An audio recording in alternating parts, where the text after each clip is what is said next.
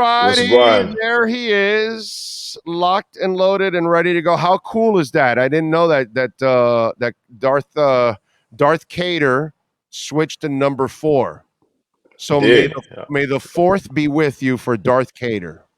Is did that freaking awesome or what? I had no idea he did that. That is Yeah, he just put it on Instagram yesterday, I believe. I screenshot it and put it out, which I'm usually not, I'm not super in the business of number reporting and change reporting like that, but been on vacation for a week, been pretty quiet on the account, so I figured, let's dabble into anything Dolphins on my last plus day of you're a Star vacation. Wars geek like the rest of us. So Yeah. Yeah, I mean, shoot, man, look at you see my water cup right now? This yeah, is yeah. I Yeah, forget by what the movie way, theater I I was was at, but wrong. When we had Darth Cater on a couple of weeks ago on the show, and I asked him about the saber putting it back, and he goes, "No, it was a belt, it was a seat belt that I locked you down. It wasn't about the lightsaber putting it back." But he goes, "I like that about about putting the lightsaber back. That actually goes well too at the same time. But it was about a seatbelt, like he locked you down with the seatbelt. Actually, is what it was. I don't know yeah, if you knew that. I feel like celebrations can always be they can be up for interpretation. That is how it's like interpretive dance, right? Like that is how he interprets his dance. That's how he means for it to be interpreted. But I don't know if there's any harm in saying like, oh yeah, it looks like a lightsaber, especially if you're nice with the After Effects graphics and you can actually make it so he takes a lightsaber out. I mean, why not? It's not like he's not gonna hop on Twitter, hop out and say like, "No, don't ever do that, man. I hate Star Wars. Like, I hate you guys for having fun." Like, come on now. It's not a big deal. It's not No, a big deal. But and by the way, my boys at the Dark Room Collection, they made a great poster of him with Vader and all that kind of stuff, and they sent it to him, and he has that poster of him and Vader at the same time. So it's actually because he's a Star Wars guy too, so he embraces it, and it looks like with the fourth thing, he's definitely taking it to another level now. That's for damn sure. That's gonna be a lot of fun, man. How about Cater? He makes such an impact for a Division 2 player, and he proves that he belongs, which is just absolutely amazing. And now the kid gets to, watch X again this year and Jalen Ramsey. That's only going to make that young man much better too this year. yeah, there's such an interesting dynamic in this locker room because we saw it from, it's not the same extent as we saw from Jalen Waddle, but we saw it from Jalen Waddle last year. He was the de facto number one entering the season, right? Right? McDaniel's going on, rants and raving about it. And hey, I would draft Jalen Waddle in fantasy. I'll tell you that, like all of these things. And then they go and trade for Tyreek Hill. Like he could have pouted, he could have rolled his eyes, he could have dragged his feet, but instead goes out and has a 1,400-yard season. Jalen Phillips, he's their de facto, he is their edge rusher of the future. He is their guy, their first round pick. They go out and trade for Bradley Chubb. And Phillips is even better in the second half of the season. Doesn't pout, gets along with Chubb great. They have a good relationship. We're kind of excited to see the things that they're going to build under Vic Fangio. And now here we are with Kader Kohu, who started most of last season as an undrafted free agent. You figure if once they let go of Byron Jones, he would have the opportunity to challenge for a starting spot before the Jalen Ramsey trade. I think without a doubt, he might even be penciled in as the starter after they get rid of Byron Jones.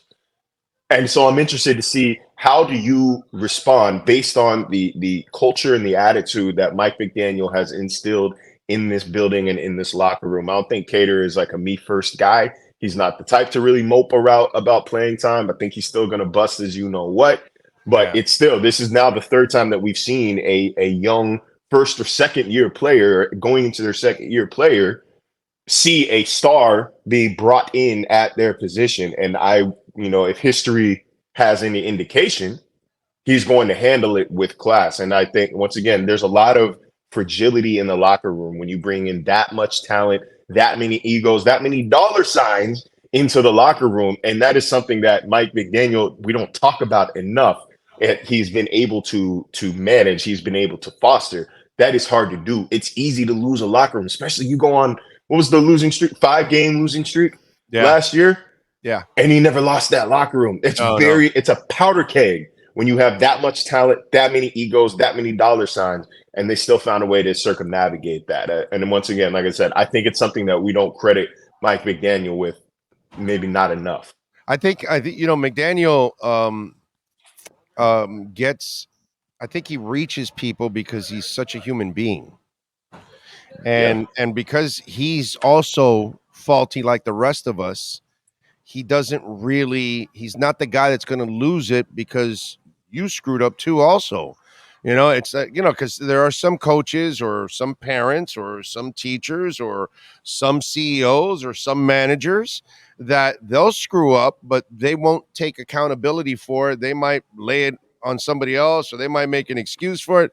But then when their employee or their son or their student or their whatever screws up or player, they're gonna like ride them 10 times over. You know what I mean? And I think, do you watch Ted Lasso? Of course, man. The season's been Did you excellent watch? so far. Did you just watch this week's episode? I don't want to Yes. give away too much, but there was a moment where Ted Lasso had an opportunity to go after his assistant coaches this past week, right? Because they majorly screwed up, and Mhm. he didn't.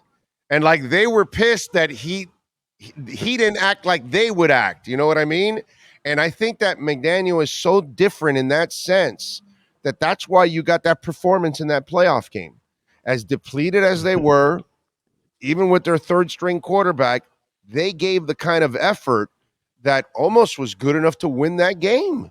Hell, they might have won that game if maybe McDaniel doesn't, gets that fourth down in time at 4th and 1. And who knows what happens after you convert that fourth down with the momentum they had at that moment. So I think him being so human really helps him keep that locker room and keep today's players, because 30, 40, 50 years ago they could handle all that tough love and it would roll off somebody's back. In today's world, tough love is not necessarily handled the right way. No, like especially with today's athlete, with this generation of athlete and people, like the days of just doing what you're told are gone. They're gone Right. because like nobody's just gonna say how high when you tell them to jump. They want to know why. That is the critical thing is the why. Tua is not difficult to coach. Tua doesn't need to be coddled. Tua needs to know the why. Tua needs to understand why you're asking him to do things, why you're hard, like why that you care for him, that you care about him, and then he will. I was gonna say bend over backwards, but like I don't want to be insensitive here. I don't mean anything by it. But you said like he will give We know what everything you mean. he's got. You know what I Right. mean? Like he'll put his body on the line for you. He will go the extra mile. He will show up to the stadium 6 hours before kickoff to run through scripts if he knows that you've got your back. If you knows that he's got or you've got his back. Excuse me. Uh, but I get the Ted Lasso comparison. I will say like the comparison between the similarities between McDaniel and Ted Lasso probably begin and end with their quirky personalities because Mike McDaniel will light your ass up if Yeah. need be. Oh, Don't get me sure. wrong. We have sat in those stands and we have listened to him MF his players, his coaches, whatever, whoever, when the time calls for it. But I think he's done such a good job of establishing the why and establishing the what. They're establishing the why so that his players will follow the what. They know, okay, he's got my best interest at heart. So even when I'm getting chewed out, even when I'm getting grilled, like he is, there's a reason. And he doesn't like not care about me anymore as a person. He doesn't just see me as a deteriorating asset.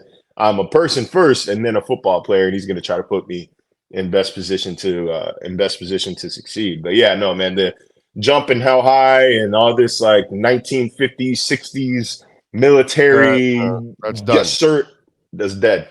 Yeah. No mas. Yeah, that's not going to happen anymore. That's not the way people are wired anymore. That they just do whatever you say, and they're not worried about any kind of repercussions to anything. The why is always being asked now, like you perfectly mentioned. Bill Belichick, Robert Kraft was asked that if Belichick struggles and doesn't produce a winning season over the next year or two? Is he going to stick around just to beat Shula's record? And Kraft was like, well, we don't keep players around just for stats. They need to be productive. So the question I have for you is, and obviously everybody in the Dolphin Nation doesn't want to see him beat Shula's record. He's 30 games behind Shula, so he would need at least 3 10-winning seasons to tie him. It doesn't look like they're headed in those kind of directions anymore, to be quite honest. And we saw the league move away from Chuck Noll after winning 4 titles, Don Shula after winning a couple titles, Tom Landry after winning titles. We have watched Bill Belichick throughout his career get off the gravy train before players, fall off. And he's so good at that. So why wouldn't Robert Kraft do that if Bill Belichick is not productive over the next 2 years and does not have winning seasons and does not have a quarterback? Should he part ways, or should he just hang on for several years until that record is passed? See, I've got a perfect analogy for this. There was a Bennett brothers little mini documentary a few years back, and Martellus Bennett was discussing a fight he had with Brandon Marshall. And he said during the exchange, Bennett says, "Do you want to talk? Or you want to fight?" And Brandon Marshall said, "Hey, I'm a 3-time Pro Bowler." And Bennett goes, "Brandon, 3-time Pro Bowlers can get knocked out too." Bill Belichick is a 6-time, right? 5-6-time Super Bowl winner. 5-6-time Super Bowl winners can get fired too. He gets a leash. And you know what his leash was? His leash was bringing Matt Patricia and Joe Judge in to run the offense last year, despite having a combined 1 season as an offensive assistant. Not a coach, not a position coach, as an offensive assistant. That was his leeway. That was okay, you're Bill Belichick. We're going to let you cook. We're going to let you do what you want. They quickly learned, no, that was dumb. That doesn't work. Your leash is done. It's like when Morty decides he wants to cross the street, without me, across the street with cars coming. I click that button and pull back. That's what happened to Bill Belichick this offseason.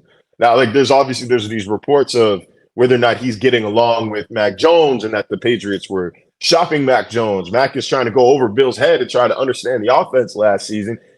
I mean, I believe every single thing happening out of New England. I believe every single thing because he has not proven. I think the most impressive thing Belichick has done without Tom Brady was the Matt Castle season and making the playoffs Mac Jones' first year. Yeah, the only problem I have with that Matt Castle season, to be quite honest, go look at that roster. Roster was freaking loaded, bro. But that's my point, though.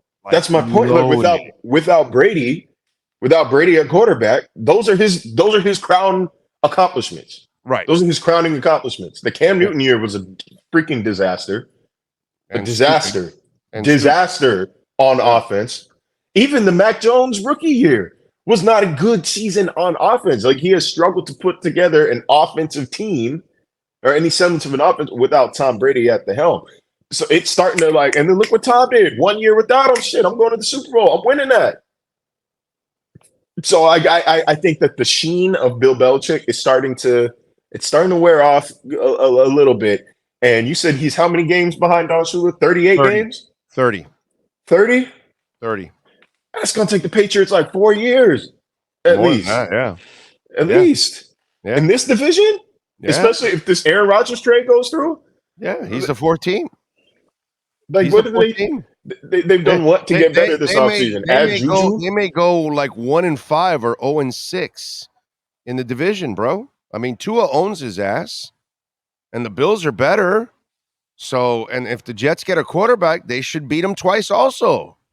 You know what I mean? It's literally, I don't know if they'll be lucky to win one. If Aaron Rodgers goes to the Jets, they'll be lucky to get one win in the 6 games in that division. It's looking funny in the light. Their free agency decisions have been questionable at best. I had a source in the Patriots locker room after the 2020 season, which is the first year after Brady. And at the season-ending meeting, Bill Belichick told his team, "We did not have enough talent this year. That will never happen again." And that's the offseason that they went out and they spend money on Jonnu Smith. They spend money on who's the Hunter Henry. They spend money on Matt Judon. You know, they bring all these players in. They spend money on freaking Nelson Aguilar and Kendrick Bourne. Like they're spending all this money, but for what? Matt Judon has been a success. Every other dollar they spent has gone to what? Yeah, no. Bringing Joe Judge and Matt Patricia back, bringing Trent Brown back.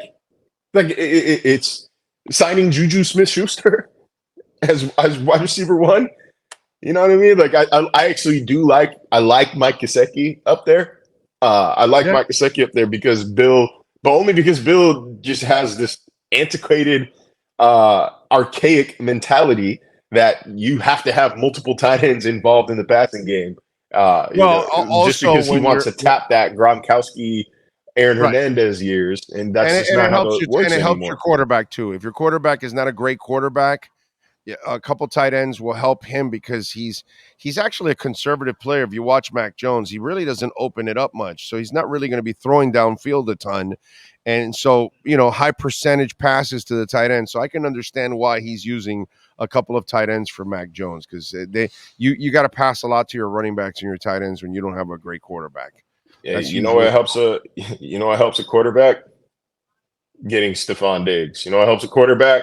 Getting Tyreek Hill and Jalen Waddle.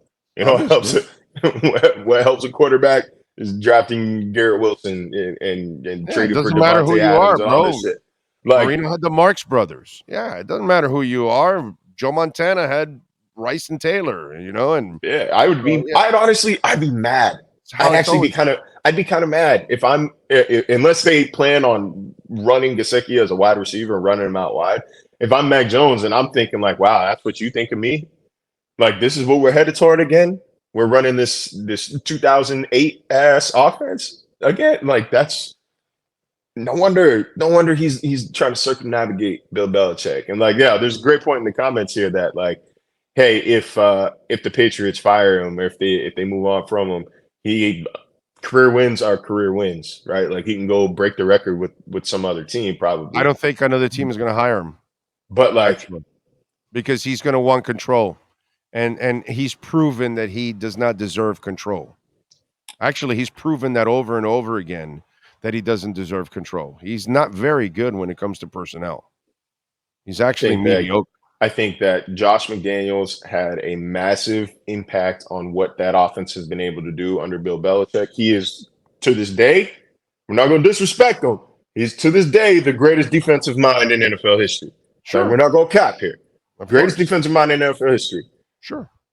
But that doesn't mean you get full control. That doesn't mean teams going to want to pay $20 million plus to have you completely rework the team at, how old is he? 70s? 70? Yeah, he's like 70 now. Yeah.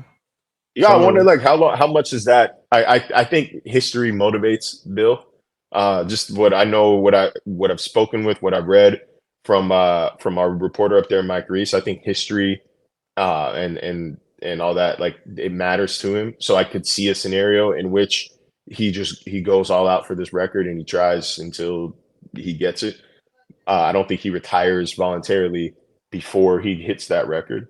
But I do think that like the past few years have tarnished a bit his ability, the concept, the notion that he is a master general manager. You remember, it used to be a time where you think it's like the Spurs. It was like the Spurs, where there used to be a time where if the Patriots are trying to trade for somebody, if Patriots are calling about one of your players, you got to have a meeting amongst yourselves and say, hey, what are we missing here?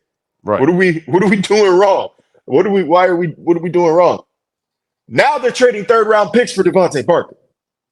So it looks a little funny in the light as of late, not to take anything away from his legacy, but yeah, as of late, Bill Belichick, looks a little funny when you shine the light on it. When you get the diamond tester out, I don't know if the lights are doing what they're supposed to be doing. I'm with you there. Follow him on Twitter at Marcel_LJ. And of course, catch his work there at ESPN. What are you working on so folks can check you out, my friend? I believe I wrote this before I went on vacation. I believe it posted today, but I hope it did. Story on Braxton Berrios, how he's despite the down year last season, he is still he should be the man in line, the man in waiting as the Dolphins wide receiver 3 this coming season out of a group of guys that kind of underwhelmed, I should say, statistically last season. With Cedric Wilson, with Eric Izukama, with River Craycraft. But I think Berrios, it's low hanging fruit, but I think Berrios is there's a wide open window for him to have one of the better, more efficient seasons of his career. It's also insane, man, that on a team with Jalen Waddle and Tyreek Hill, your punt returner is the best punt returner on the team is Braxton Berrios. And that's a testament to how good he is. That's no disrespect to anybody named. Also, we got Tyreek Hill's youth camp coming up tomorrow. Tua's Luau, the Tua Foundation Luau coming up on Monday. A lot of giving back coming up over the next couple of days. Hopefully can go be in attendance at both events. All right, there you go. Follow him on Twitter at Marcel_LJ. Marcel, have a great weekend, my friend. We'll catch up next week. Thank you. Yes, sir. And good to have you back. There Absolutely. you go. Marcel Louis Jacques, baby. And call my friends at Welt and Rheaume, wherever you live here in Florida. So we've got even listeners in Orlando hiring Welt and Rheaume. 954-966-4646. Dade, Broward, Palm Beach counties. We've got an office in the Keys also. Sean and I actually going to be doing a show down in the Keys in the near future. Looking forward to that. Welt and Rheaume, 954-966-4646. Bankruptcy, homeowner property damage, condo damage, criminal defense, business owner claims, commercial litigation, personal injury. They do it all. And tell them that Big O sent you. Welt and Rheaume.